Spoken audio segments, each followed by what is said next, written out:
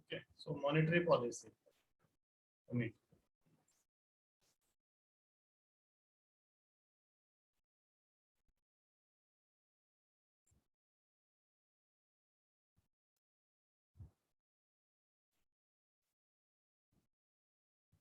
आप लोग भी चाहें तो अपना वीडियो ऑन कर सकते हैं क्योंकि काफी लोग सो जाते हैं क्लास के टाइम। अगर चाहें तो कर सकते हैं वीडियो। सो तो आप पे चैट में खुद का नहीं तो कम से कम किसी और। सो ये हमने डिस्कस कर लिया था inflation targeting. Okay, government helps RBI. ठीक है, उर्जित पटेल के रिकमेंडेशन हमने डिस्कस कर लिए थे, कौन कौन से रिकमेंडेशन थे।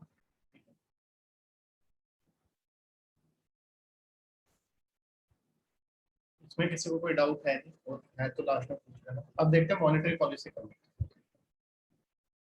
तो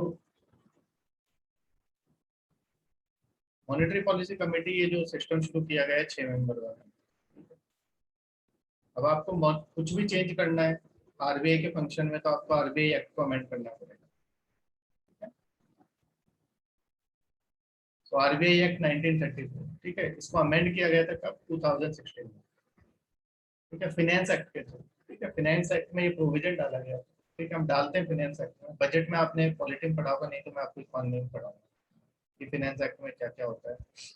तो अभी आप इतना याद रखो कि 2016 में इसको अमेंड किया गया।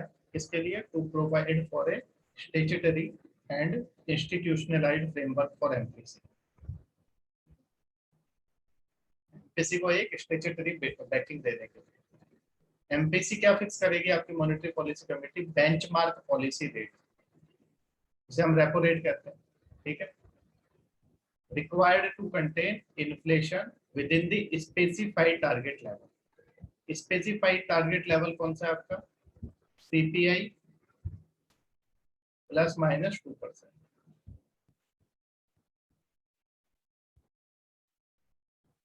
ठीक है, इन्फ्लेशन टारगेटिंग हमने पढ़ा ना लास्ट क्लास में।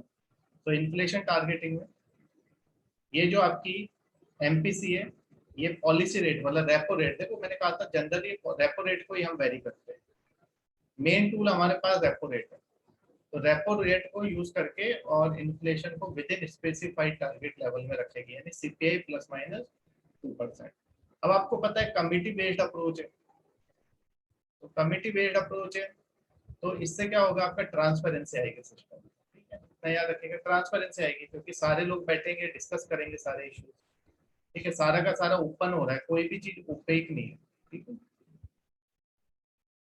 सारा डिस्कशन होगा। उसके बाद आपको पता है बाई मंथली होती है। ठीक है, हर 2 महीने में ये मिलते हैं।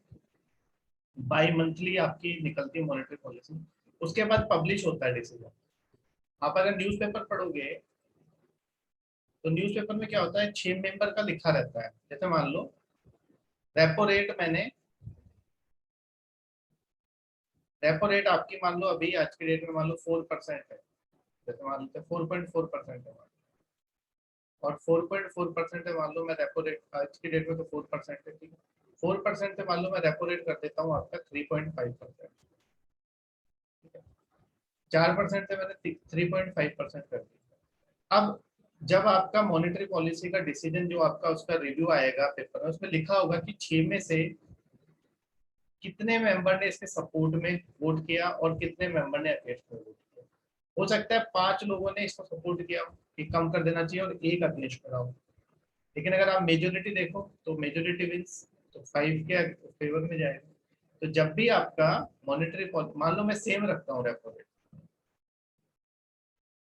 4% का 4% ही रखता हूँ, तो उसमें भी आपके जब डिसीजन इसका पब्लिश होगा, रिव्यू न्यूज़पेपर में आएगा, तो उसमें लिखा होगा कि इसके फेवर में कितने थे सेम रखने के थे, कितने कम करना चाहते थे, कितने बढ़ाना चाहते थे। ठीक है, लेकिन रखा वही जाएगा जो मेजोरिटी होगी। अब क्या होता है, ये जो आपके 6 मेंबर है, 6 मेंबर्स आते हैं,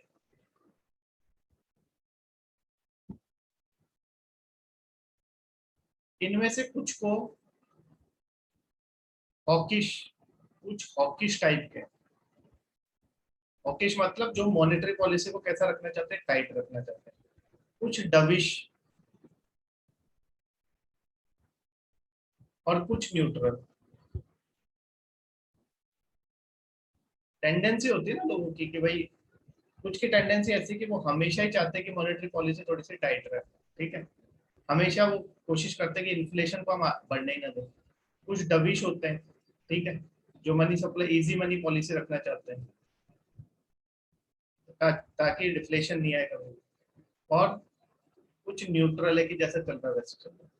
तो इस वजह से जब आपकी मॉनेटरी पॉलिसी जब भी पब्लिश करेगी तो उसमें 6 लोग हैं, तो 6 का आप में अलग अलग व्यू पॉइंट हो सकता है, लेकिन इनमें से जो मेजोरिटी होंगे, अगर 3 आपके मान लो 4 फेवर में, 2 अगर अगेंस्ट भी है, और फाइनली अगर कोई भी कुछ भी है, फाइनल डिसीजन किसका है? गवर्नर के पास veto power, RBI governor. Okay, तो मॉनेटरी पॉलिसी कमेटी का आपको ये 3 पॉइंट याद रखने चाहिए, ठीक है, पेपर में अगर आ जाए तो आप कम से कम इनको, ये रेडीमेड पॉइंट्स है कि कब आपका अमेंड किया गया, उसके बाद एमपीसी क्या काम करती है, और इससे क्या होता है, इससे ट्रांसपेरेंसी आती है कमेटी पे। ओके, अब देखो जो आपकी, ये देखो ये पॉइंट फर्स्ट वाला मैंने भी आपको डिस्कस किया। देखो वैसे तो ये बाई मंथली यानी हर 2 महीने में मिलना है, लेकिन किसी कारण से नहीं मिल पाए तो फिर भी इनको कम से कम 4 बार तो मिल रहे हैं,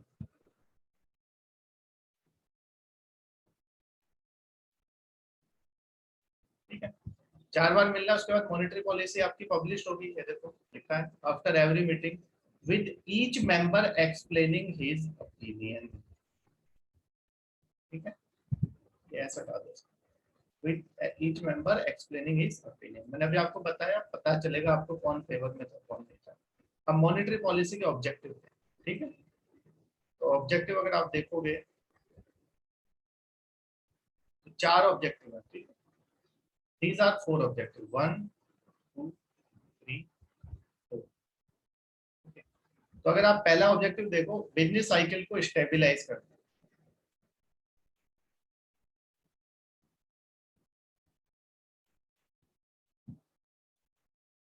बिजनेस साइकिल को आप कैसे स्टेबलाइज करोगे? ये हमेशा आपका जो है कि बिजनेस साइकिल स्टेबलाइज करने का मतलब क्या है कि जो आपके जितने भी बिजनेसमैन है, ठीक है, बिजनेस साइकिल होती क्या है, कुछ भी सामान आपने बनाया, उसकी सप्लाई और डिमांड, ठीक है, इनमें मिसमैच नहीं होना चाहिए, ठीक है। तो बिजनेस साइकिल को आप कैसे करोगे? ना ज्यादा इन्फ्लेशन होने दो, ना ज्यादा डिफ्लेशन होने दो, ठीक है, आसानी से लोगों को लोन प्रोवाइड हो जाए, ठीक है, ग्रोथ बनी रहे, ठीक है। सेकंड क्या है? प्राइस स्टेबिलिटी, वही मैंने आपको बताया, किसी की कीमत बहुत ज्यादा ना बढ़े, ना तो सिस्टम में बहुत ज्यादा इन्फ्लेशन हो, ना सिस्टम में बहुत कम बहुत ज्यादा डिफ्लेशन, ठीक है। थर्ड इज इकोनॉमिक ग्रोथ, हमने बात की थी, ग्रोथ भी साथ के साथ देखनी है। और लास्ट में exchange rate stability, exchange rate का मतलब क्या है? डॉलर और रुपी में बहुत ज्यादा वेरिएशन नहीं आना चाहिए। तो देर आर 4 ऑब्जेक्टिव्स, ये चारों ऑब्जेक्टिव आपको याद रखने, ठीक है, चारों ऑब्जेक्टिव आपको याद रखने, इसमें कोई बहुत ज्यादा रिसर्च करने की जरूरत नहीं। चारों ऑब्जेक्टिव में आपको क्लियर, इन चारों का एक ही मतलब है, इन तीनों का तो एक ही मतलब है, ठीक है, इन तीनों का तो एक ही मतलब है कि आपको इन्फ्लेशन, डिफ्लेशन और ग्रोथ, ठीक है, वो अलग अलग करके लिखें, ठीक है, ताकि पेपर में लिखने में अच्छा लगे। तो इन्फ्लेशन, डिफ्लेशन और ग्रोथ को कंट्रोल करना है, मतलब वो इनको तीनों को क्या करना है आपको, ठीक है, बैलेंस मेंटेन करके रखना है। और लास्ट में exchange rate stability, exchange rate का मतलब डॉलर और रुपये में ज्यादा मिसमैच नहीं होना चाहिए। वो कब होगा? जब रुपया आपका बहुत वीक हो गया। अगर रुपया आपका बहुत वीक हो गया तो भी दिक्कत है। रुपया आपका वीक कब होगा? जब बहुत ज्यादा इन्फ्लेशन हो जाएगा सिस्टम में। और रुपया आपका स्ट्रॉन्ग कब होगा? जब बहुत ज्यादा डिफ्लेशन हो जाएगा। मैंने आपको बताया था ना रुपये कैसे वीक और स्ट्रॉन्ग होता है, ठीक है। तो रुपये, इन्फ्लेशन होने के बाद करेंसी की वैल्यू नहीं रहेगी, हमारी रुपये की कोई वैल्यू नहीं रहेगी। जो चीज 10 रुपए की मिलती थी वो अब आपको कितने की मिलती है? 10,000 की। तो रुपये डॉलर के मुकाबले बहुत वीक हो जाएगा उस केस में, बहुत ज्यादा इन्फ्लेशन है, बहुत ज्यादा डिफ्लेशन है। तो जो चीज 10 रुपए की मिलती थी वो 1 रुपए की मिल रही है, जो चीज 100 रुपए की मिलती थी वो 1 रुपए की मिल रही है, ठीक है। तो रुपया आपका बहुत ज्यादा स्ट्रॉन्ग हो गया, तो स्ट्रॉन्ग हो गया तो भी दिक्कत है, वीक हो गया तो भी दिक्कत है, क्योंकि दोनों ही केस में एक्सपोर्ट और इम्पोर्ट पे फर्क पड़ता है। इसलिए एक्सचेंज रेट स्टेबिलिटी को मेंटेन भी आप कैसे करोगे? ना ज्यादा इन्फ्लेशन होने दो, ना ज्यादा डिफ्लेशन होने दो। तो चारों पॉइंट का मतलब तो एक ही, आप कंट्रोल कैसे करोगे? थ्रू बाय कंट्रोलिंग इन्फ्लेशन है, ठीक है। तो ये 4 ऑब्जेक्टिव है, आपको ये 4 ऑब्जेक्टिव याद। मेंबर्स देख लो आप प्रीलिम्स के लिए, ठीक है। 6 मेंबर है, ठीक है। चेयरपर्सन कौन है आपका? आपकी पुरानी जो आपके पास स्लाइड है उसमें पुराना ही आ गया है, तो उसको चेंज कर लेना। चेयरमैन तो आपके जो आरबीआई गवर्नर है, ठीक है, श्री शक्तिकांत दास, ठीक है। पेपर में आप ध्यान रखना, पेपर में पूछ सकता है कि who is the chairman of member monetary policy committee, तो उसमें ये नाम नहीं देगा, हो सकता है RBI governor, deputy governor, prime minister इस तरह से नाम, तो गवर्नर होता है हमेशा, ठीक है, एक्स ऑफिशियल, ठीक है, गवर्नर होता है। सेकंड एक आपका डेप्यूटी गवर्नर है, अभी वो इंचार्ज होता है मॉनेटरी पॉलिसी का, तो वो अभी कौन सा है? Doctor Michael Patra. ये नाम नहीं भी याद रखोगे नहीं फर्क पड़ता है, ठीक है। लेकिन देखो के एस उसमें यूपीएससी में तो पूछेगा नहीं, ठीक है, इतना पूछ लेगा कितने मेंबर होते हैं, कितने गवर्नमेंट के होते हैं, कितने आरबीआई के होते हैं। लेकिन कोई ऐसे टुच्चे टाइप के एग्जाम होते हैं वहाँ पूछ भी ले नाम, तो कर लेना याद, भी बहुत ज्यादा डिफिकल्ट है। तीसरा मेंबर भी आरबीआई से होता है, ठीक है, जिसको रिजर्व बैंक का आपका सेंट्रल बोर्ड सेलेक्ट करता है, अभी मृदुल सागर है। ये काफी है ना एजुकेटेड लोग, ठीक है, एमबीए वगैरह किए हैं, कहीं कॉलेजेस में पढ़ाया है, ठीक है, काफी मतलब फाइनेंस जो फील्ड है उसमें काफी काम किया हुआ है इन लोगों ने। इनको छोड़ो, ये भी है तो ब्यूरोक्रेटिक, इतना तो इनको भी आता ही है। अब आपके बाकी 3 मेंबर देखो, ये 2 तो मेन हो गए, एक मेंबर आपने कहाँ से उठाया? आरबीआई से, बाकी 3 मेंबर आप कहाँ से उठाओगे? गवर्नमेंट के, ठीक है। ये 4 साल के लिए किए जाते हैं अपॉइंट, ठीक है, और 4 साल के बाद इनका रीअपॉइंटमेंट नहीं पॉसिबल है, रीअपॉइंटमेंट इज नॉट पॉसिबल, ठीक है, एक ही बार अपॉइंट हो सकता है। जैसे पिछली बार आपका 2016 में 3 को किया था अपॉइंट, ठीक है, वो तीनों अब आपका 2021 चल रहा है, तो 4 साल में उनका कार्यकाल पूरा हो गया, तब ये तीनों 3 नए लेके आएंगे। तो 3 नए कौन है? आशिमा गोयल है, ठीक है। ये सब इकोनॉमिक फील्ड में काफी जाने माने नाम, ठीक है, इनके बारे में ज्यादा रिसर्च करने की जरूरत नहीं है, मैं पढ़ा भी सकता था लेकिन हमारे काम कर। दूसरा जयंत आर वर्मा है और तीसरा शशांक भिड़े, ठीक है। ये काफी फेमस लोग हैं, ठीक है, किसी ना किसी कॉलेज में कभी प्रोफेसर रहे हैं, बड़े अच्छे कॉलेज से ही पढ़े हुए हैं, ठीक है, इकोनॉमी में इन्होंने कुछ ना कुछ किया है रिसर्च वगैरह। तो ये 3 है, ठीक है। अब इसमें देखो हमेशा एक ये लेडी है, ठीक है, लेडी को वुमेन एम्पावरमेंट के आजकल आप देखोगे तो कोशिश ये करते हैं कि कहीं ना कहीं लेडी को देखो। तो ये 6 मेंबर हैं आपके, पेपर के लिए याद रख लेना, ठीक है, कि 6 होते हैं, 3 आरबीआई की तरफ से होते हैं, 3 सेंटर की तरफ से होते हैं, गवर्नमेंट की तरफ से। ये 3 4 साल के लिए अपॉइंट होते हैं और दोबारा रीअपॉइंटमेंट के साथ। ओके, सो ये आपका फैक्चुअल कुछ था, मॉनेटरी पॉलिसी, उसके ऑब्जेक्टिव्स, ठीक है। नहीं होता, ठीक है, क्वेश्चंस लास्ट में पूछिएगा, ठीक है, नहीं होता। अभी जो आपको बताया मैंने एमपीएससी में वही लोग होते हैं। Incomplete transmission of monetary, government किसी को भी अपॉइंट कर सकती है, incomplete transmission of monetary policy. तो इनकम्प्लीट ट्रांसमिशन हम पहले ही पढ़ चुके हैं, ठीक है, कि आरबीआई तो अपने रेट्स कम कर रहा है, ये देखो, RBI reduced policy rate but scheduled commercial banks not reducing their interest rate in the commensurate proportion। commensurate proportion का मतलब ऐसा है, आप ऐसे समझिए, मान लो ये रेपो रेट है मेरा, मैंने मान लो 4 से मैं 3.5 करूँ, इसको 3.5 कर देता हूँ, ठीक है, मैंने कितना कम किया? 50 बेसिस पॉइंट मैंने कम किया। अब मान लो इधर कोई बैंक है, उस बैंक ने अपना बेस रेट या एमसीएलआर, अभी के लिए सिर्फ नाम याद रखो, आगे एक्सप्लेन करेंगे क्या होता है। बेस रेट और एमसीएलआर आपका मान लो आरबीआई ने अपना रेपो रेट 4 से कर दिया 3.5, और आपका बैंक ने अपना एमसीएलआर या बेस रेट वो उसका पहले मान लो था 8, और उसने उसको 8 को कितना किया? सिर्फ 7.95,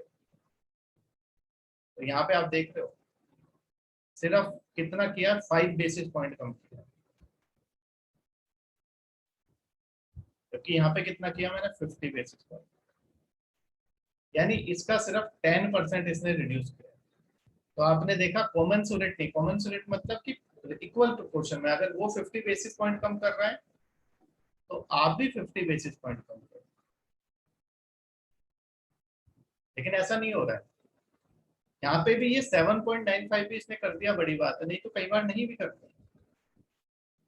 तो ये incomplete transmission of monetary policy है, मतलब ऊपर से अगर मैं आपको इकोनॉमी में 10 चीजें पढ़ा रहा हूँ, आप सो गए या आप पता नहीं माइंड बड़ी गए पे, सिर्फ आपको एक चीज ही आपने समझी, ठीक है, बाकी टाइम पे आप इधर उधर ध्यान दो, ये इनकम्प्लीट ट्रांसमिशन।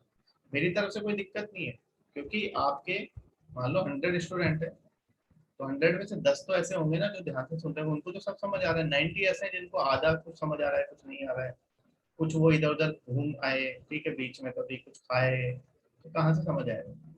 तो बेसिकली ये आपका कहलाता है इनकम्प्लीट ट्रांसमिशन, ठीक है। तो इनकम्प्लीट ट्रांसमिशन हो रहा है, ठीक है, ये हमारी सबसे बड़ी एक प्रॉब्लम है, ठीक है, हमारे सिस्टम की, क्योंकि आपको मैंने बता दिया क्यों इनकम्प्लीट ट्रांसमिशन होता है, क्योंकि आरबीआई अकेला कंट्रोल नहीं करता है पैसों को, बैंक्स के पास ह्यूज डिपॉजिट्स होते हैं। तो इसकी वजह से क्या होगा, आरबीआई ने कम किया रेपो रेट अपना, ठीक है, आरबीआई ने अपना रेपो रेट कम किया, लेकिन बैंक्स ने अपना बेस रेट या जिसे हम कहें एमसीएलआर को कम नहीं किया। अगर बैंक रेट और एमसीएलआर कम नहीं होगा तो क्या रिड्यूस्ड इंटरेस्ट रेट का फायदा मिल पाएगा या सेक्टर्स ऑफ इकोनॉमी को? नहीं। तो क्या होगा, सेक्टर्स ऑफ इकोनॉमी जो होंगी, आरबीआई का ऑब्जेक्टिव क्या होता है रेपो रेट कम करने का? देखो रेपो रेट जब भी वो कम करेगा उसका ऑब्जेक्टिव यही है कि ज्यादा से ज्यादा सस्ता लोन मिले लोगों को, ठीक है। ऐसे ही जब भी वो कुछ करता है आरबीआई, तो उसके पीछे कुछ ना कुछ तो उसका मोटिव होता है। तो यहाँ पे मोटिव क्या है कि मैं रेपो रेट कम करूंगा, बैंक अपना रेट कम करेंगे, उससे लोगों को सस्ता लोन मिलेगा, इकोनॉमी ग्रो करेगी। लेकिन यहाँ पे मैंने कम किया, ये कर ही नहीं रहे, तो वो वाला आगे पास होगा क्या? नहीं। और जब आगे पास नहीं होगा तो ये सेक्टर्स ऑफ इकोनॉमी को सस्ता लोन मिलेगा क्या? नहीं मिलेगा। और जब सस्ता लोन नहीं मिलेगा तो जो आरबीआई ने सोचा है वो होगा क्या? This is the problem, this is incomplete transmission of monetary policy.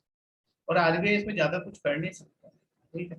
देखो कहने की बात है कि एक्शन ले लेगा बैंक पे, बैंक को बंद बंद नहीं कर सकता ना, हमने लिखा तो है वहाँ पे कि एक्सट्रीम केस में लाइसेंस कैंसिल कर, लेकिन नहीं कर सकता। क्यों? क्योंकि आपको मैंने बताया था एक बैंक बंद करने का मतलब है बहुत गलत इमेज जाना, ठीक है। और वैसे भी आपको पता है बैंक जो है फाइनेंशियल इंक्लूजन का काम करते हैं, आसान से बंद नहीं कर सकते। तो इससे इनकम्प्लीट ट्रांसमिशन हो रहा है, ठीक है। जैसे अभी अगर आप क्लास में मैं पढ़ा रहा हूँ और आप ऑन करके रिकॉर्डिंग सो गए, आपको पता है रिकॉर्डिंग तो बाद में जो भी है, आप सो गए तो मैं आपका क्या कर लूंगा? मैं कुछ नहीं कर सकता। सॉल्यूशन कुछ नहीं है incomplete transmission of monetary policy. Moral suasion ठीक है, अभी मैं भी तो आपको दे रहा हूँ ना मोरल है कि भाई पढ़ लो पढ़ लो, नहीं माननी तो नहीं मानोगे। अब कोई ढीठ है तो नहीं माने तो नहीं माने, अब बैंक्स नहीं माने तो नहीं माने। मोरल सुएजन में भी मैं बोल तो रहा हूँ, मोरल सुएजन में भी क्या होगा, 7.95 कर देते, 7.95 के बचे रहे, 7.90 कर देते। अब समझो आप बात, अगर मैं आरबीआई की बात नहीं मान रहा हूँ या बैंक आरबीआई की बात नहीं मान रहे, जैसे ये आपके पेरेंट्स हैं, आपके पेरेंट्स की अगर आप बात नहीं मानते तो आप कुछ तो एक्सक्यूज दोगे। तो यहाँ पे आरबीआई को बैंक्स कुछ एक्सक्यूज देते हैं, ठीक है, कि हम इसलिए अपनी रेट कम नहीं करते। वो एक्सक्यूज क्या है वो पढ़ लेते हैं, समझ गए आप बात को? मतलब ऐसा नहीं है कि बैंक्स ऐसे ही मतलब अपनी मर्जी से बोल देते हैं कि भाई ठीक है तुमने कर दिया हम तो नहीं कर रहे, जो करना है कर। वो क्या करेंगे, वो कुछ एक्सक्यूज देते हैं। तो वो एक्सक्यूज क्या है? वो एक्सक्यूज ये reason given by banks for incomplete transmission of monetary policy, कि भाई इस वजह से हम अपनी रेट रिड्यूस नहीं कर सकते। तो उसमें सबसे पहला रीजन वो देते हैं हाई एसएलआर रिक्वायरमेंट।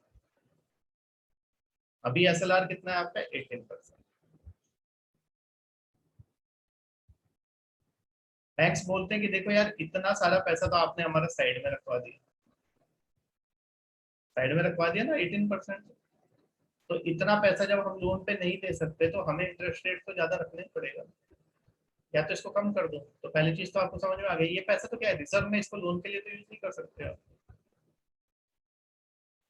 जबकि आप फॉरेन कंट्रीज में जाओगे तो वहाँ एसएलआर नहीं होता है, होता है तो बड़ा कम होता है। तो हमारे यहाँ पे पहले सीआरआर है फिर एसएलआर है। तो उन्होंने बोला ये एसएलआर में आपने 18% रखा हुआ है, इसको कम कर दो तो हमारे पास ज्यादा लोन के लिए पैसा रहेगा, तो हम सस्ते कर देंगे इंटरेस्ट। समझ गए बात को? पहले एसएलआर में ज्यादा पैसा आपने साइड में रख दिया, उसको आप यूज नहीं कर सकते। आपको इंटरेस्ट रेट तो हाई रखने ही पड़ेंगे, क्योंकि मैंने आपको पहले ही बताया था प्रॉफिट मार्जिन तो रखना ही है आपको सेम। ठीक है।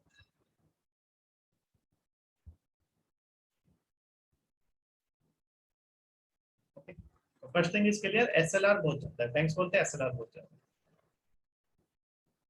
दूसरा, ये सेकंड पॉइंट लास्ट में समझेंगे, सेकंड है एनपीएस।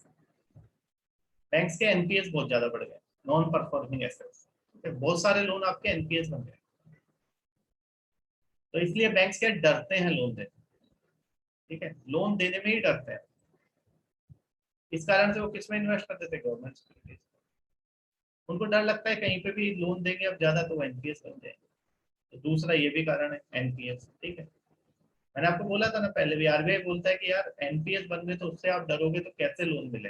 लेकिन बैंक्स क्या देखते हैं, अपना भी देखते हैं। ठीक है, क्योंकि आरबीआई तो कल को बचाने आएगा नहीं, उनको आरबीआई से पैसा लेंगे तो उसको तो इंटरेस्ट देना। तीसरा PSL loan, priority sector lending वाले लोन, इसमें एग्रीकल्चर वाला जो लोन है वो सारा क्या है, लोन वेवर हो जाता है, गवर्नमेंट लोन वेवर कर देती है, वो सारा आपका कन्वर्ट हो जाता है एनपीएस। ठीक है, बाकी पीएसएल में आपके ऑटो होम लोन, ये मतलब होम लोन ये नहीं होते पीएसएल, होम लोन तो ठीक है, कुछ लोन ये जैसे एग्रीकल्चर टाइप। ठीक है, तो ये भी आपके बोलते हैं कि इसमें पीएसएल वाला, दूसरा पीएसएल में आपने हमको बोल दिया 40% देना है, पीएसएल में 40% देना है, उस पर इंटरेस्ट कम रखना होता है। ठीक है, या फिर उसमें से कुछ इंटरेस्ट सबवेंशन गवर्नमेंट दे देती है। तो बोला आपने ये भी हमारे लिए एक मुसीबत क्रिएट कर दी कि 40% आप यहीं पे दे सकते हो, पीएसएल में देना है।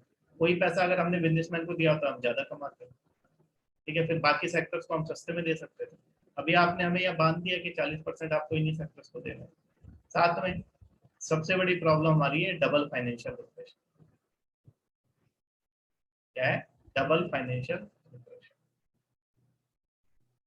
डबल फाइनेंशियल रिप्रेशन क्या होता है समझते हैं। एनपी आगे समझ में आ जाएगा। एनपी आपका नॉन परफॉर्मिंग एसेट। जैसे आपकी अभी आप पढ़ रहे हो ना, तो आपका मान लो आपकी आईएएस की तैयारी कर रहे हो, अभी आपके घर वाले आप पे पैसा लगा, ठीक है? कल को फ्री नहीं हुआ एक साल, फिर दूसरे साल भी फ्री नहीं हुआ, फिर तीसरे साल वो पैसा लगाने से डरेंगे कि ये तो हमारा पैसा सिर्फ बर्बाद कर। ऐसा ही यहाँ बैंक ने लोन दिए, उनमें से काफी लोन नॉन परफॉर्मिंग एसेट बन गए। ठीक है, नॉन परफॉर्मिंग,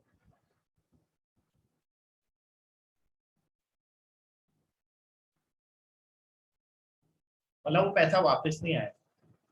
तो बैंक्स को जहां पे भी लगता है थोड़ा सा भी रिस्क है किसी सेक्टर में, वहां लोन नहीं देता है, उसको पैसे को किस में इन्वेस्ट कर देंगे, गवर्नमेंट। समझ गए आप बात? ठीक है, जैसे आपके घर वाले आप पे ना पैसा लगा के फिर उसको एफडी कर दे आपके नाम से, या एफडी करा देते हैं, बाद में इसको कोई बेचने शुरू करा दें, क्योंकि पता चल गया उनको कि ये नॉन परफॉर्मिंग एसेट। तो आप क्या कर रहे हो, लोन नहीं दे रहे हो, डर रहे हो आप लोन देने से। क्यों? क्योंकि आप जो लोन दिए थे काफी सारे आपके एनपीएस बन गए, non performing asset. Non performing asset एक कारण है जिसकी वजह से बैंक डरते हैं लोन देने। ठीक है, आगे देखेंगे एनपीए कितनी बड़ी प्रॉब्लम है। ठीक है, अब देखो ना इसमें बैंक की गलती है ना बिजनेसमैन, देखो बिजनेसमैन कुछ तो है ही बिल्कुल डिफॉल्टर, लेकिन अधिकतर ऐसे ही, मैंने आपको बताया ना, आपने एक बिजनेस शुरू किया, आपका दोस्त ही आपको धोखा देगा, क्या कर लो। या आपने अभी कोरोना के टाइम, कोरोना से पहले कोई बिजनेस शुरू किया था, अचानक से कोरोना आ गया, आपका सारा बिजनेस बैठ गया, आपने बैंक से लोन लिया था, कैसे चुकाओगे, एनपीए बन गया। ठीक है, अब बैंक अगर आपकी प्रॉपर्टी को जब्त भी कर ले तो बैंक के, देखो लगता तो सुनने में बड़ा अच्छा है कि जब्त करके भेजते हैं, लेकिन भाई उसको पहले पूरी प्रॉपर्टी आपकी वो करनी पड़ेगी। ठीक है, आपसे लेनी पड़ेगी, सीज करनी पड़ेगी, फिर उसके बाद उसको ऑप्शन करना पड़ेगा, कम्बरसम प्रोसेस होता है, इतना आसान नहीं होता। और बैंक लोन देने के लिए बैठा है या ये सब करने के लिए बैठा है? बैंक के पास भी लिमिटेड आपकी जो है एम्प्लॉयज है, लिमिटेड वर्कफोर्स है। ठीक है, इस वजह से बैंक कोशिश यही करता है कि सीधा सीधा आपका जो लोन दे वो सीधा सीधा वापस आ जाए, इसलिए गवर्नमेंट एम्प्लॉयज होते हैं उनको आसानी से लोन मिल जाता है। तो इसको पता है गारंटेड रिटर्न्स है यहाँ पे, क्योंकि उनकी सैलरी क्या है, आनी है।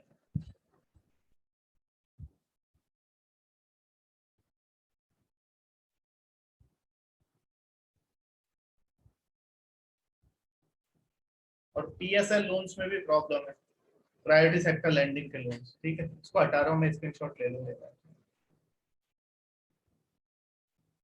पीएसएल लोन्स, पीएसएल मतलब प्रायोरिटी सेक्टर वाला।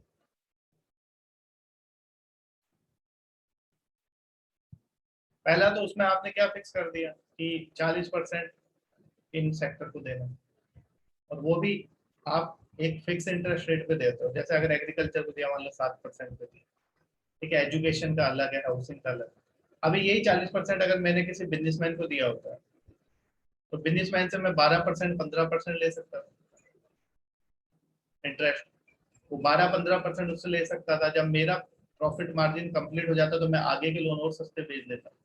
ठीक है, लेकिन आपने तो पहले ही मुझे फिक्स कर दिया कि 40% तो आपको पीएसएल को देना। तो यहाँ पे पहला तो ये वाला, ठीक है, आपने एक लिमिटेशन डाल दी। दूसरा, पीएसएल में भी जो एग्रीकल्चर लोन है, उस पे लोन गवर्नमेंट बाद में इनको क्या करती है, एग्रीकल्चर लोन को माफ कर देती है। तो माफ कर देती तो बैंक्स को पैसा कहाँ से मिलेगा, नहीं मिलेगा। बैंक्स को पैसा देती है गवर्नमेंट, लेकिन बहुत टाइम बाद देती है। तो तब तक गवर्नमेंट का, इसका बैंक का पैसा बच जाता है। तो PSL is a big problem. Home loan वगैरह तो देखो वापस मिल जाते हैं, होम लोन हो गया, एजुकेशन लोन हो गया, ये तो बैंक को वापस कर दिए जाते हैं। लेकिन आपको पता है हमारे यहाँ एग्रीकल्चर लोन लिए जाते हैं, जैसे कहीं पे इलेक्शन होते हैं लोन वेवर दे दिए जाते हैं, उनका लोन माफ कर दिया जाता है। अब आपने लोन तो माफ कर दिया, लेकिन बैंक को तो वो लोन वापस देना पड़ेगा। अब कौन देगी बैंक को वो लोन? State government. अगर स्टेट गवर्नमेंट ने माफ किया तो वो देगी, सेंट्रल गवर्नमेंट ने माफ किया तो सेंट्रल गवर्नमेंट देगी। लेकिन बैंक को वो पैसा तुरंत नहीं देती है, बैंक को बॉन्ड्स दे देती है कि ये लो बॉन्ड्स, 15 साल के लिए बॉन्ड्स ले लो, 15 साल बाद ये बॉन्ड्स हमें वापस कर देना, we will give you money. तो 15 साल तक बैंक क्या करेगा? 15 साल के बाद पैसा मिलेगा, लेकिन उसको तो आज ही चाहिए बिजनेस शुरू करने के लिए। तो पीएसएल लोन्स भी प्रॉब्लम। ठीक है, तो आप पेपर में इतना रिसर्च नहीं करना है कि ये आप ये सब, अभी के लिए आप इतना याद रखो, आपको 4 पॉइंट याद होने चाहिए। ठीक है, तो आपको चारों समझ आ गए, पीएसएल, एनपीएस, ठीक है, डबल फाइनेंशियल रिप्रेजेंटेशन पढ़ते हैं। ठीक है, और भी पढ़ाई का डबल फाइनेंशियल रिप्रेजेंटेशन पढ़ाई का, आप देखते हैं डबल फाइनेंशियल।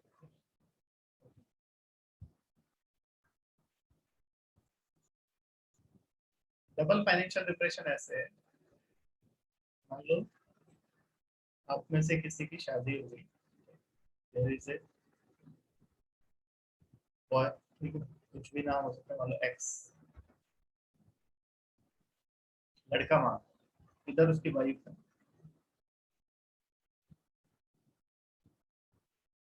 और इधर उसकी वाइफ है, लड़के के घर पे रह रहे हैं, ये लड़के के पेरेंट्स या मदर मान। अब क्या है, इन दोनों में बनती नहीं।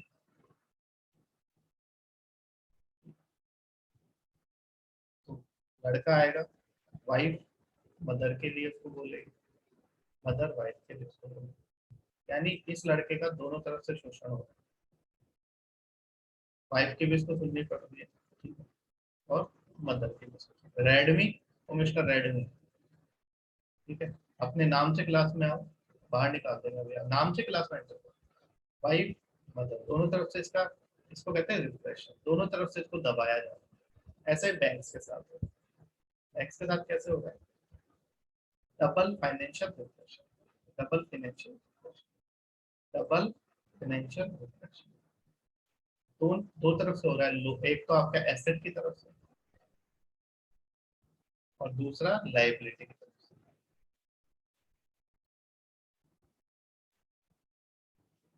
एसेट की तरफ से कैसे हो रहा है कि बैंक ने जो लोन दिए थे वो आपके एनपीए बन गए। देखो जो एनपीए बन गया लोन, वो तो कुछ कमा के देगा नहीं, वो तो खत्म हो गया ना। जैसे कल को आप अगर सेलेक्ट नहीं हुए तो आप तो एक एनपीए बन गए, आगे क्या करोगे लाइफ में? कुछ और सोच नहीं सकते, क्योंकि आदमी वैसे डिप्रेस हो जाता है सिलेक्शन वगैरह। यहाँ पे भी अगर एनपीए बन गया बैंक का, तो उसके चांसेस नहीं है कि पैसा वापस आए। तो लोन, अगर आपका पैसा वापस नहीं आया तो उसको आगे कैसे दोगे लोन? इतना पैसा आपका जा वहीं पे जैम हो गया, ठीक है, इतना पैसा आपका खत्म हो गया, क्योंकि बैंक के लिए तो लोन ही एसेट है।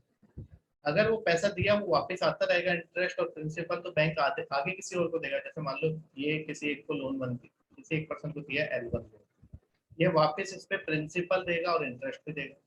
वो देगा तो ये किसी और को देगा L2 को, उससे वापस आएगा तो L3 को देगा। ऐसे बैंक अपनी कमाई करता रहता है, लेकिन ये यहाँ पे आके जाम हो गया, ये तो यहीं पे खत्म हो गया। तो ये एक तरह से, एक तो ये लोन, लोन क्या है, एसेट, तो एसेट की तरफ से प्रॉब्लम है, एनपीएस बन जा रहे हैं। दूसरी बात क्या है, जब इकोनॉमी में स्लो डाउन होता है, जैसे अभी कोरोना है, ठीक है, या फिर ग्रोथ आपकी जिस समय स्लो डाउन होता है उस समय क्या है, बैंक के पास डिपॉजिट्स भी कम आते हैं।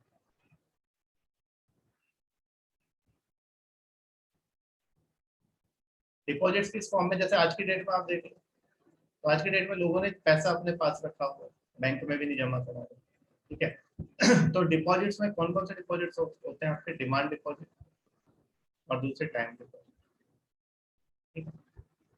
तो जब क्यों ऐसा क्यों हो रहा है, क्यों कम आ रहे हैं, क्योंकि जब आपका सिस्टम में स्लो डाउन होता है,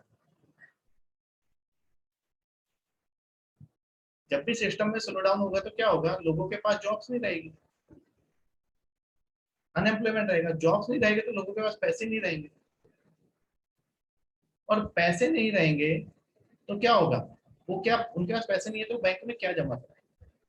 तो जब स्लो डाउन होता है उस समय बैंक्स के पास दोनों दिक्कतें होती हैं, देखो, एनपीएस बनते हैं, और एनपीएस बनने के बाद दूसरी कारण ये भी होता है, एनपीएस बनने के बाद आपके जो बिजनेसेस है वो बंद भी होते हैं। जैसे आपका किंगफिशर बंद हो गया, बंद हो गया तो उसकी वजह से भी आपका अनएम्प्लॉयमेंट हो। तो बैंक के पास अगर डिपॉजिट्स आएंगे ज्यादा तो बैंक आगे लोन पे दे सकता है, लेकिन ना तो उसके पास डिपॉजिट्स ज्यादा आ रहे हैं, और जो डिपॉजिट्स पहले से थे उसके, जो उसने लोन में दिए थे, वो एनपीए बन गए। तो बैंक कह रहा है मेरा तो दोनों तरफ से शोषण हो रहा है, इधर मेरा एनपीए बन गया है और इधर से मेरे पास पैसा ज्यादा आ नहीं रहा है, बल्कि जो था मेरे पास पहले से वो भी मैंने लोन पे दिया तो वो एनपीए में कन्वर्ट हो गया। तो ये जब भी आपका इस तरह का जो भी होता है ये सिस्टम, इसको कहते हैं डबल फाइनेंशियल। दोनों तरफ से बैंक को प्रॉब्लम है, एसेट की तरफ से भी और लायबिलिटी, तो इसको डबल फाइनेंशियल डिप्रेशन कहा जाता है, क्योंकि बैंक के लिए तो दो ही चीजें मैटर करती हैं, एक एसेट और दूसरा लायबिलिटी। एसेट के लिए दैट इज डबल फाइनेंशियल।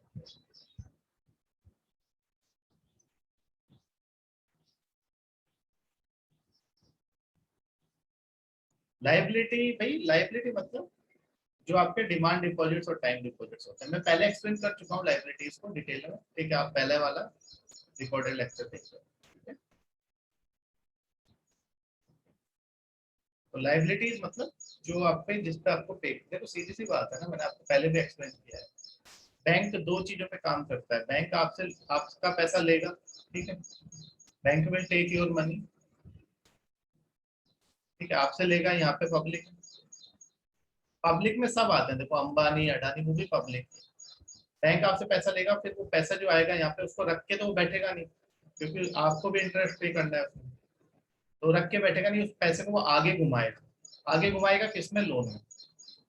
अब जो आपसे पैसा लिया है वो तो आपको वापस करना है उसको हमेशा, तो ये तो लाइबिलिटी है भाई, बैंक जिम्मेदारी है ना उसकी, आपको वापस करना है आपका पैसा, उस पर इंटरेस्ट भी देना है, और जो पैसा वो आगे घुमा रहा है लोन पे, उससे वो कमाई कर रहा है, तो वो उसके लिए एसेट है। तो जब इकोनॉमी में स्लो डाउन होता है या एनपीए ज्यादा बढ़ जाते हैं तो बिजनेसेस बंद हो जाते हैं, जैसे आज की डेट में कोरोना में देख लो आप। तब कोरोना में ना तो इसको लोन जो दिया था उस पर वापस नहीं मिल रहा, बहुत सारे लोन एनपीए बन जाएंगे, साथ में इधर से लोगों के पास जॉब्स नहीं है, और अगर लोगों के पास थोड़ा बहुत पैसा उसको उन्होंने छुपा के रखा हुआ है, बैंक में नहीं रखा हुआ, क्योंकि लोगों को डाउट है अभी कि कोरोना के बाद कहीं बैंक ही ना बंद हो जाए, और बैंक में दो तीन फ्रॉड हुए पीएमसी बैंक वगैरह में, उसके बाद लोग वैसे ही डरते हैं पैसा डालने में, यस बैंक वगैरह के डूबे, तो इस वजह से यहाँ से पैसा भी लोग कम जमा करा रहे हैं बैंक में, ठीक है, मतलब जितना होना चाहिए उतना नहीं हो रहा, ठीक है, समय के साथ पैसा बढ़ना चाहिए ना बैंक में, वो नहीं बढ़ रहा जितना उसने उम्मीद की थी, तो ना तो इधर से उसकी ग्रोथ हो रही है ना इधर से ग्रोथ हो रही है, दोनों तरफ से उसकी ग्रोथ क्या है, ठीक है, कम हो गई, इस वजह से इसको हम कहते हैं डबल फाइनेंशियल। दोनों तरफ से प्रॉब्लम है ना, उसको लोन एसेट की तरफ से भी प्रॉब्लम है, यानी लोन की तरफ से, और उसको लायबिलिटी की तरफ से भी प्रॉब्लम है, तो दोनों तरफ से इस बैंक को दबाया जा रहा है, रिप्रेस किया जा रहा है, दैट इज डबल फाइनेंशियल। ठीक है, तो these are 4 points given by banks. समझ गए ना? आप भी घर वालों को एक्सक्यूज देते हो ना, कोई काम करने के लिए बोलेंगे तो कि ये मेरे ये हो रहा है, मेरे वो हो रहा है, मैं नहीं जा सकता, ये है। ऐसे ही यहाँ पे बैंक्स भी अपना ये एक्सक्यूज देते हैं, लेकिन अल्टीमेटली आप मेरी बात समझो, बैंक्स का काम ही है लोन देना, ठीक है? क्योंकि अगर बैंक्स लोन नहीं देंगे ना तो इकोनॉमी ग्रो नहीं करेगी, आरबीआई तो लोन देगा। तो ये सब चीजें तो अपनी जगह पे ठीक है। पहले किसी टाइम पे एसएलआर 40% होता था और सीआरआर आपका 15% था, फिर इसको 40 से हम कितना लिया है 18, और इसको अभी 3.5, तो कितना कम कर दिया हमने, ठीक है? उसके बाद क्यों कम किया इतना? इसलिए किया ताकि लोन मिल सके आसानी से, ठीक है? ये बैंकिंग में पढ़ेंगे डिटेल में कि क्यों इतना था, क्यों कम किया गया। हाँ, deflation is also kind of economic slow down, लेकिन डिफ्लेशन में सिर्फ है ना प्राइसेस का फर्क पड़ता है, लेकिन अगर वही आपका एक्सट्रीम में चला जाएगा तो रिसेशन हो जाएगा, जीडीपी भी कम हो जाएगी, रिटेल सेल्स भी कम हो जाएगी, इनकम भी कम हो जाएगी, ठीक है? समझ गए? तो डिफ्लेशन, रिसेशन, फिर डिप्रेशन, ठीक है?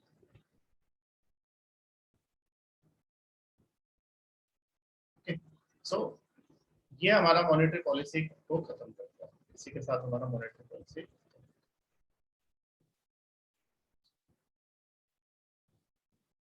अब एक टर्म है, ये भी आप देख लीजिए, ठीक है? अभी थोड़े दिनों पहले कोरोना के टाइम पे ही आरबीआई ने ये टर्म यूज करी थी, जिसे हम कहते हैं एलटी।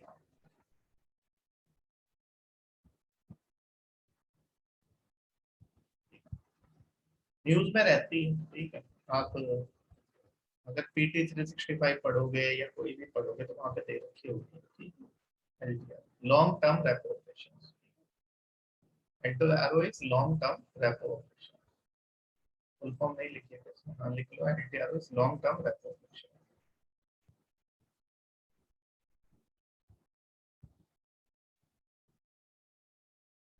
ये सारी अभी मॉनेटरी पॉलिसी रिलेटेड चीजें चल रही हैं, ठीक है?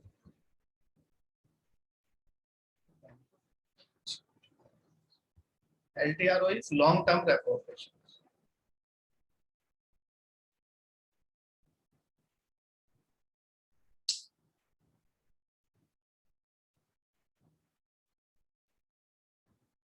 ठीक है? समझिए इसको क्या होता है।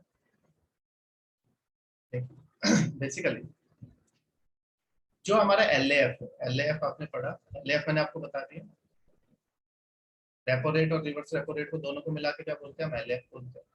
एमएसएफ आपको पता है, मार्जिनल स्टैंडिंग फैसिलिटी, आपको मैं पहले ही बता चुका हूँ। ये आपका बैंक जो लेते हैं 7 दिन के लिए लेते हैं, या 14 दिन के लिए, या मैक्सिमम 28 दिन के, ठीक है? मतलब 1 से लेके 28 दिन तक ये लेते हैं, ठीक है? मतलब शॉर्ट टर्म के, ठीक है? जनरली 7 दिन के लिए लेते हैं, ठीक है? 1 से लेके 28 दिन के लिए ले सकते हैं, ठीक है? आरबीआई से, यहाँ पे क्या चल रहा है? आरबीआई से चल रहा है।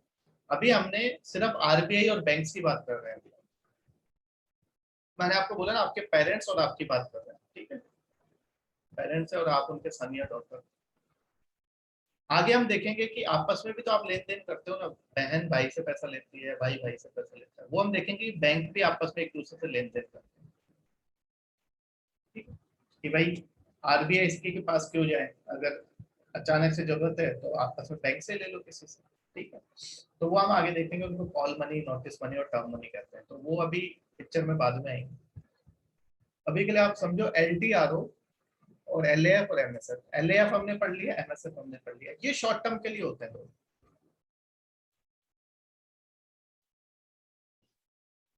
लेकिन अभी आपको पता है कोरोना में इतना स्लो डाउन था, तो मुझे शॉर्ट टर्म के लिए पैसा देके कोई फायदा नहीं, तो आरबीआई ने क्या किया, एक नई चीज लेके आया, long term repo operation.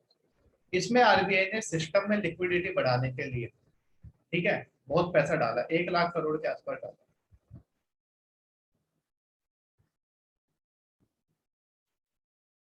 1 lakh crore कैसे डालेगी? 50,000 उसके दे देगी, ठीक है? 50,000 करोड़ किसको दे देगी? बैंक को। 50,000 करोड़ बाकी स्मॉल फाइनेंस इंस्टीट्यूशन वगैरह को दे दी, माइक्रो फाइनेंस इंस्टीट्यूशन को दे दी। अभी आप इतना समझो कि ये सिस्टम में क्यों डाला गया पैसा? इसलिए डाला गया ताकि आपके लोगों को आसानी से पैसा मिल सके और इकोनॉमी आपकी ग्रो कर सके, अब अगर मैं इसको थोड़े टाइम के लिए डालता, मान लो 1 लाख करोड़ में 7 दिन के लिए डालता, तो 7 दिन बाद बैंक को वापस करना पड़ता आरबीआई को, तो क्या फायदा होता है उससे? कोई फायदा नहीं होता। अब अगर मैंने इसको लंबे टाइम के लिए डाल दिया, मतलब कितने के लिए डाला उसने, 1 से 3 साल के, एलटीआरओ जो होती है वो हमेशा लिक्विडिटी को आपको 1 से 3 साल के लिए सप्लाई करती है। आप देख रहे हो यहाँ पे टाइम पीरियड क्या हो गया, बढ़ गया। वहां पे सिर्फ 28 दिन था मैक्सिमम एलएएफ और एमएसएफ में, लेकिन यहाँ पे आपका टाइम पीरियड कितना है, मिनिमम 1 साल और मैक्सिमम कितने साल तक जा सकते हो, 3 साल तक। वो डिपेंड करता है कि आरबीआई को लगता है कि 3 साल तक के लिए डालना है कि 1 साल के लिए डालना है या 2 साल के लिए डालना है। तो एलटीआरओ में पहली चीज तो आप याद रखो कि ये है रेपो रेट, मतलब इस पे जो ये बैंक्स को पैसा देगी वो चलेगा रेपो रेट के हिसाब से,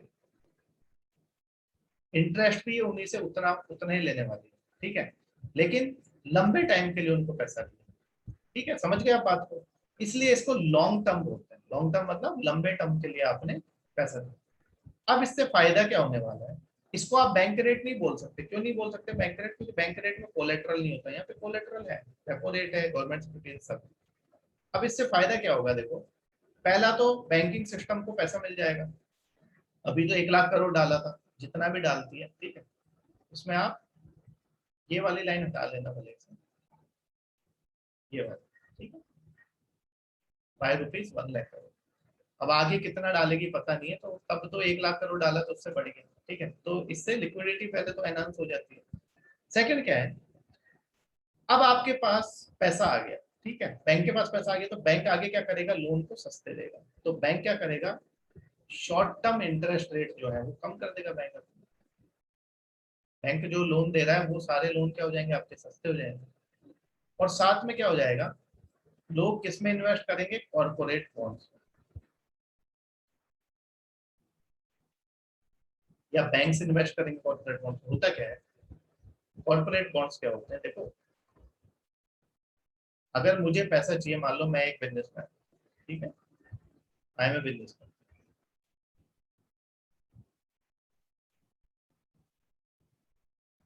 एंड आई नीड मनी, ठीक है, टू स्टार्ट सम बिजनेस और to start some new factory, कोई मुझे नई इंडस्ट्री लगानी है,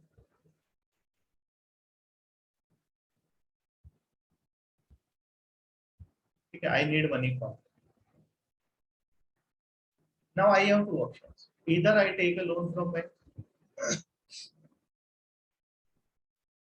बैंक लोन ले लें, और I can arrange money on my own,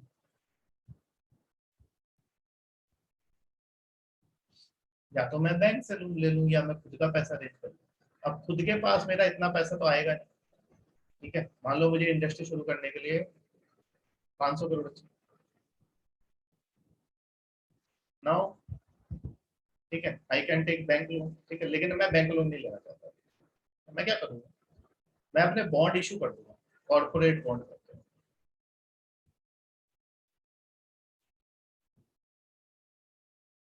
जैसे गवर्नमेंट अपनी सिक्योरिटीज इशू करती है ना, गवर्नमेंट सिक्योरिटीज, ऐसे प्राइवेट वाले भी अपने कॉर्पोरेट बॉन्ड इशू करते हैं। वो कॉर्पोरेट बॉन्ड भी कैसे होते हैं, आपके गवर्नमेंट सिक्योरिटीज की तरह होते हैं, ठीक है, गवर्नमेंट सिक्योरिटीज की तरह होते हैं, उन पर लिखा रहता है आप मुझसे ये खरीदिए, 1 साल बाद मुझे वापस करना, मैं आपको इतना इंटरेस्ट पे करूंगा। तो जो आपके और कॉर्पोरेट बॉन्ड वाले जो हैं, ये इंडिया में भी अपने बॉन्ड इशू कर सकते हैं, ये इंडिया में भी इशू कर सकते हैं और ओवरसीज भी इशू कर सकते हैं। तो कुछ बॉन्ड बड़े फेमस है, जैसे एक है महाराजा, महाराजा बॉन्ड, ठीक है, वर्ल्ड बैंक ने इंडिया के कॉर्पोरेट्स, कॉर्पोरेट्स मतलब ये बिजनेसमैन, ठीक है, इसलिए इसको कॉर्पोरेट बॉन्ड कहते हैं, क्यों, क्योंकि बिजनेसमैन या कॉर्पोरेट इसको इशू करता है। वर्ल्ड बैंक ने यहाँ के इंडिया के जो कॉर्पोरेट्स हैं उनकी हेल्प करने के लिए कंसेप्ट लाया हुआ है कि आपको अगर बॉन्ड इशू करने हैं तो आई विल हेल्प यू। तो वर्ल्ड बैंक क्या करता है, विद इन कंट्री जो इशू होते हैं बॉन्ड, उन्हें महाराजा बॉन्ड करते हैं। इंडिया में ही अगर मैं बॉन्ड इशू करूँ, मान लो कोई कंपनी है आपकी आईटीसी है या आपकी आईआरसीटीसी है, आईआरसीटीसी तो खैर गवर्नमेंट हो गई, आई, मान लो आप आपका आईसीआईसीआई बैंक ही आपका इशू करता हुआ, ठीक है, या मान लो आपका HDFC करता है, या मान लो आपका अडानी, उसको पैसे चाहिए, ये बॉन्ड इशू करते हैं। तो अगर मैं विद इन कंट्री आपको बेच के पैसा लाऊंगा तो महाराजा बॉन्ड है विद इन कंट्री। और अगर वही मैं बाहर से बेच के पैसा लाऊं ओवरसीज, तो ऐसे बॉन्ड्स कहलाते हैं मसाला बॉन्ड।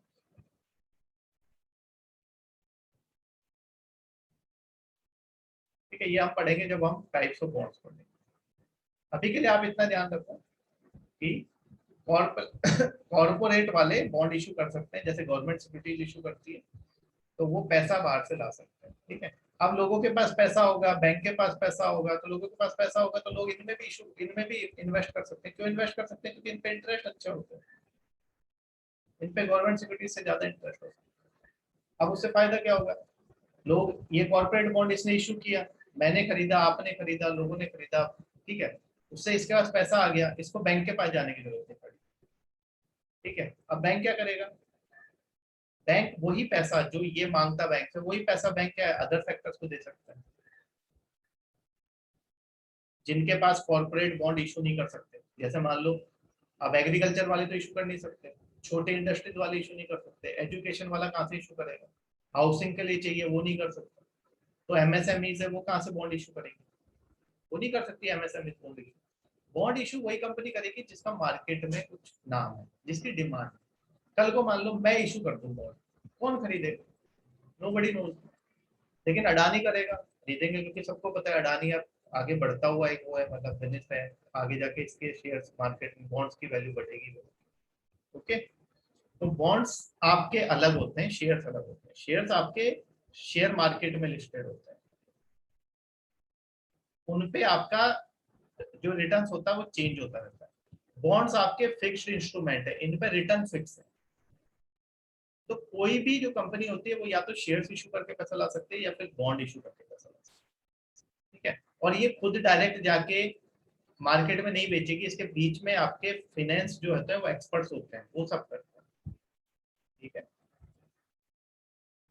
जैसे आपको अगर आपका ITR भरना होता है, इनकम टैक्स रिटर्न, तो अगर आपको थोड़ी बहुत नॉलेज है तो खुद भर लो, या फिर किसके पास चले जाओ, CA के पास चले जाओ। ऐसे ही आपको शेयर मार्केट में अगर इन्वेस्ट करना है, या तो आप खुद कर दो डायरेक्ट, नहीं तो किसके पास चले जाओ, एजेंट के पास चले जाओ, एजेंट के थ्रू कर। तो ये भी जब बॉन्ड्स वगैरह इशू होते हैं तो ये बीच में कोई मीडिएटर होता है, उसके थ्रू सारे होते हैं। ठीक है, जैसे म्यूचुअल फंड्स। तो ये आपके कॉर्पोरेट बॉन्ड होते हैं। तो कॉर्पोरेट बॉन्ड इशू करके पैसा लाया जा सकता है। Is it clear? तो LTRO जो होगा वो लंबे टर्म के लिए होगा। तो इसके लिए क्या होगा? बैंक्स को भी आपको पैसा मिल गया, देखो बैंक्स को पैसा मिल गया सस्ते में, क्योंकि रेपो रेट पे मिला उसको, और ठीक है, without effectively cutting deposit rate. ठीक है, कॉस्ट ऑफ फंड्स कम हो गई ना बैंक्स के लिए, और उनको डिपॉजिट रेट्स जो है, जैसे क्या होता है, अब वो इंटरेस्ट रेट तो कम करेंगे। ठीक है, इंटरेस्ट रेट कम करेंगे,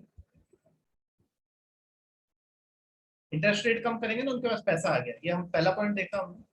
ये फर्स्ट तो लिक्विडिटी आपकी बढ़ गई सिस्टम में, उससे बैंक्स अपना इंटरेस्ट रेट कम करेंगे। लेकिन अब इंटरेस्ट रेट कम किया तो क्या बैंक अपना डिपॉजिट रेट भी कम करेंगे क्या? जैसे मान लो मैंने बैंक में पैसा जमा कराया, तो क्या बैंक मेरे सेविंग अकाउंट पे या FD पे इंटरेस्ट रेट कम करेगा? नहीं। वो क्यों कम नहीं करेगा? क्योंकि उसके पास जो पैसा आया है वो कम रेट पे आया आगे से, तो वो अपनी डिपॉजिट रेट्स को भी कट नहीं करेगा। भले यहाँ पे लोगों को भी फायदा, अगर वो बैंक में जमा कराएंगे उनको उतना इंटरेस्ट रेट मिल रहा है।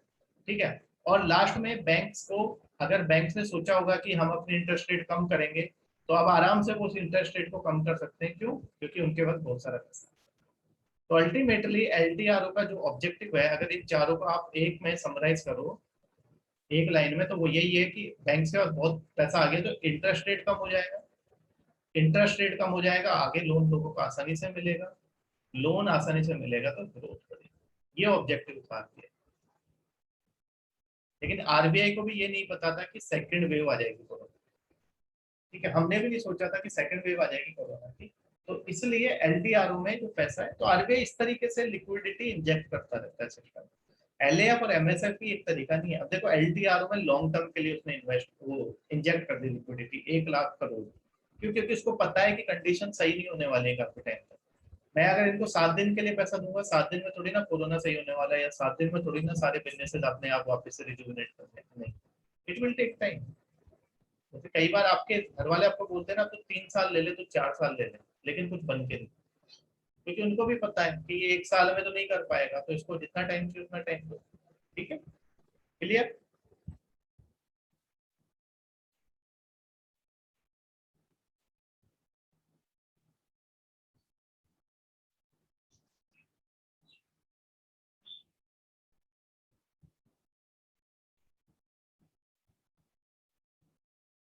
मैंने आपको बोला है ना, क्वेश्चंस आप आपके लिख के रखिए, यू कैन आस्क। ठीक है, मैं 9 बजे क्लास खत्म कर दूंगा, उसके बाद आपके क्वेश्चंस के जवाब देंगे। ठीक है, सारे लिख के रखिए आप, एक एक करके देंगे सारे। ये क्वेश्चन है यूपीएससी का। ठीक है, सारे क्वेश्चंस के जवाब देंगे। 9 बजे मैं पूछूंगा आपसे सारे क्वेश्चन। ठीक है, आप लिख के रखिए, नोट डाउन करके। इसको करिए क्वेश्चन को। ठीक है, बताइए क्या answer. You have 1 minute.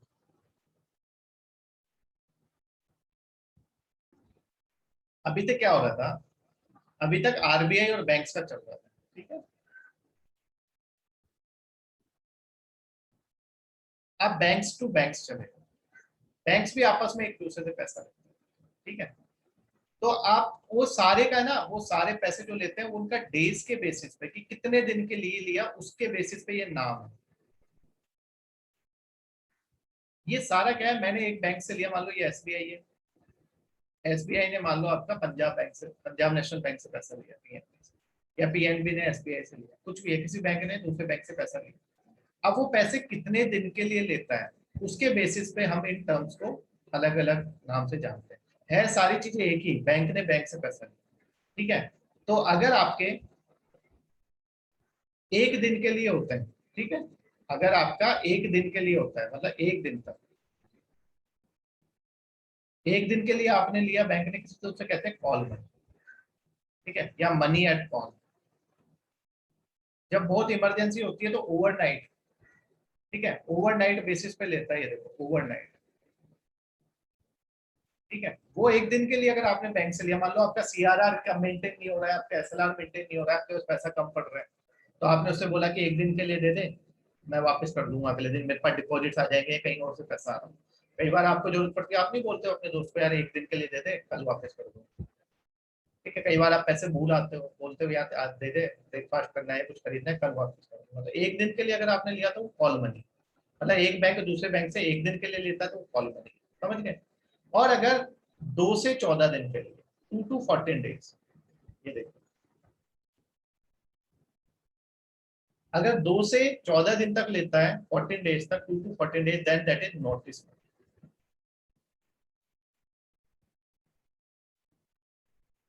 Okay, और अगर 14 डेज से ज्यादा तक लेता है, ठीक है, 14 डेज से ज्यादा तक लेता है, तो उसको कहते हैं टर्म मनी।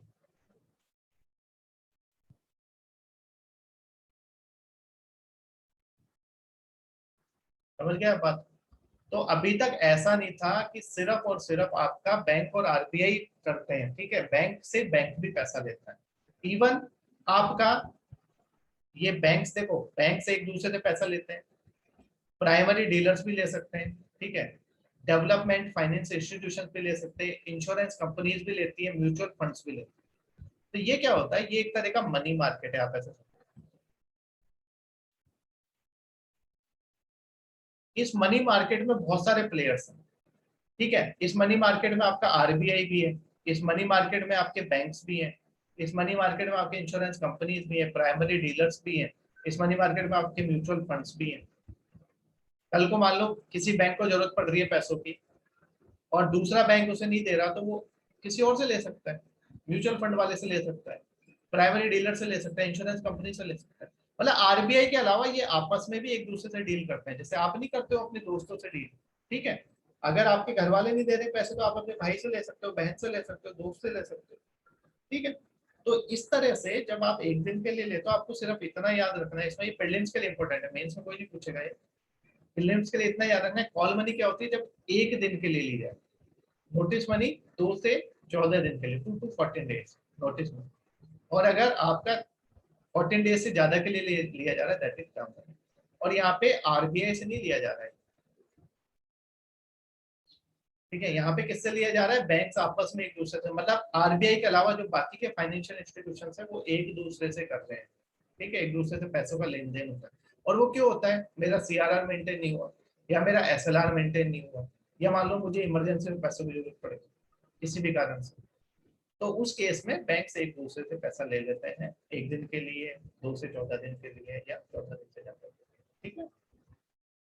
ओके, तो ये आपको याद रखना है प्रीलिम्स के लिए, कॉल मनी, नोटिस मनी है।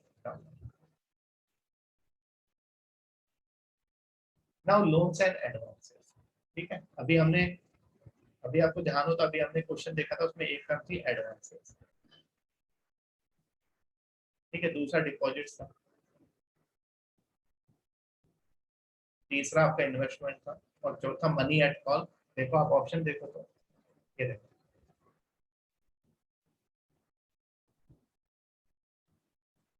मनी एट कॉल क्या हो गया, money at call and short notice, ये कौन सी मनी हो गई आपकी, अभी मैंने आपको बताया ना कॉल मनी, ठीक है, कॉल मनी हो गई। ओके, तो ये तो कॉल मनी तो क्या है, बैंक दे रहा है किसी को, तो उसके लिए क्या फायदे का सौदा, उस पर उसको रिटर्न मिलेगा, इंटरेस्ट मिलेगा, तो ये तो उसके लिए क्या एसेट। ओके, तो ये आपका एसेट है, ठीक है, तो डिपॉजिट से इसमें आंसर है। वैसे एडवांसेज भी आप बैंक देता है किसी को तो उस पर भी उसको फायदा है, इन्वेस्ट करता है कहीं पे तो उस पर भी उसको कुछ रिटर्न मिलेंगे। एक डिपॉजिट से जिसपे उसकी लाइबिलिटी है। तो अगर आप देखोगे एडवांस लोन्स एंड एडवांसेज, ठीक है, लोन्स एंड एडवांसेज में आप डिफरेंस ये समझो, ठीक है, यहाँ पे मैंने एक टेबल बनाई होगी आपके लिए,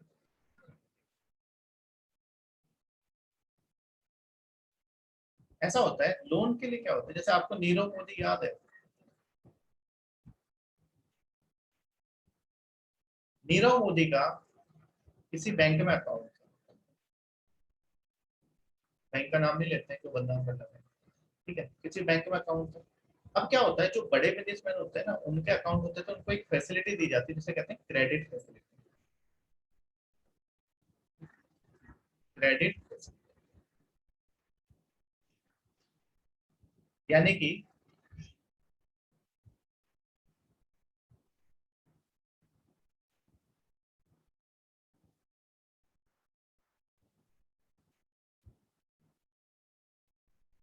कॉल मनी लाइबिलिटी किसी बैंक के लिए नहीं होगी, जिसने लिया है उसने भी आगे लोन के लिए अपने एसएलआर सीआरआर मेंटेन करने के लिए लिया। आप नाम क्यों लिख रहे हो पीएनबी का, ठीक है, मैंने जानबूझ के नाम नहीं लिखा है, क्यों किसी बैंक को बदनाम करते हो, ठीक है, तो क्रेडिट फैसिलिटी है, ठीक है, इनको दी जाती है जो बड़े बड़े बिजनेसमैन है जिनका। अभी क्रेडिट फैसिलिटी क्या होती है, ये जब चाहे कुछ पैसा वहां से निकाल सकते हैं, जिसे हम बोलते हैं एडवांसेस,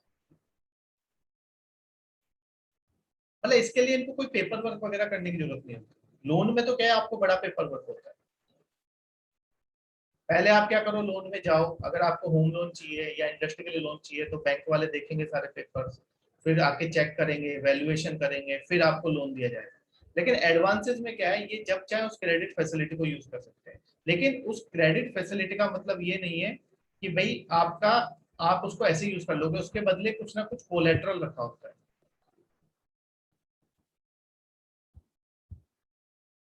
ठीक है। नीरव मोदी ने क्या किया था, दूसरी फॉरेन कंट्री में जाके और इसी क्रेडिट फैसिलिटी का यूज किया, समझ गए आप बात, इसी क्रेडिट फैसिलिटी का यूज किया था। आप दूसरी कंट्री में जाके भी अपनी क्रेडिट फैसिलिटी का यूज कर सकते हो जो आपको इंडिया वाला बैंक देता है, वहीं पे जाके उसी बैंक की ब्रांच से आप अपनी क्रेडिट फैसिलिटी का यूज कर सकते हो। तो एडवांसेज एक तरह से क्या है, एडवांसेज आपको बैंक फैसिलिटी देता है कि आप कुछ पैसा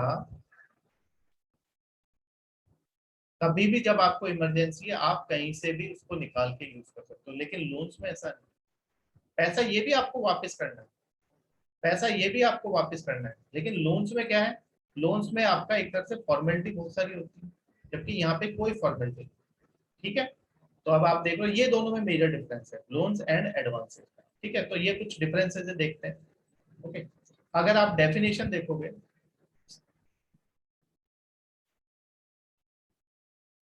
अगर आप डेफिनेशन देखोगे अगेन इक्वल,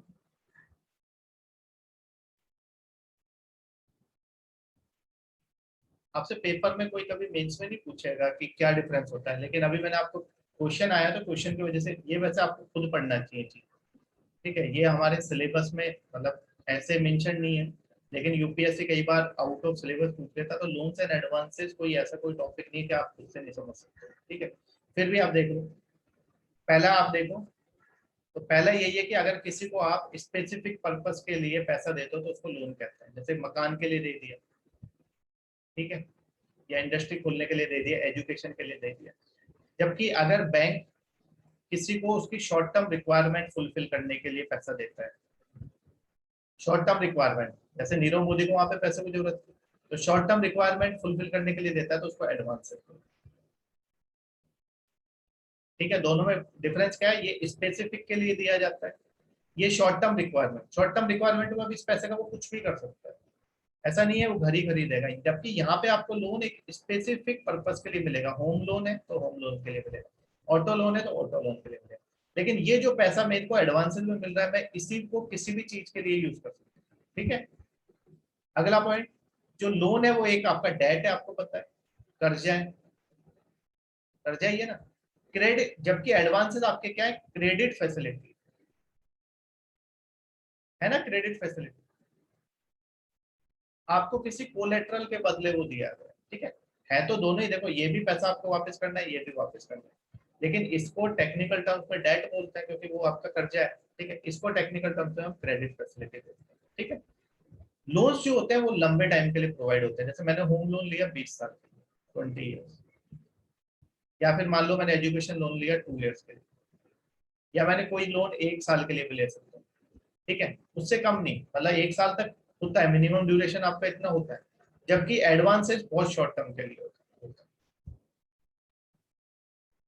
1 दिन के लिए, 10 दिन के लिए। ठीक है, तो ड्यूरेशन का फर्क है दोनों में। ठीक है, लोन में बहुत सारी लीगल फॉर्मेलिटीज होती है, अभी मैंने आपको बताया, there are many legal formalities in the case of loans. ठीक है, आपका पेपर चेक करेगा, वैल्यूएशन करेगा, जबकि एडवांसेज में ऐसा नहीं होता। लोन्स आपके सिक्योर्ड भी होते हैं और अनसिक्योर्ड भी होते हैं।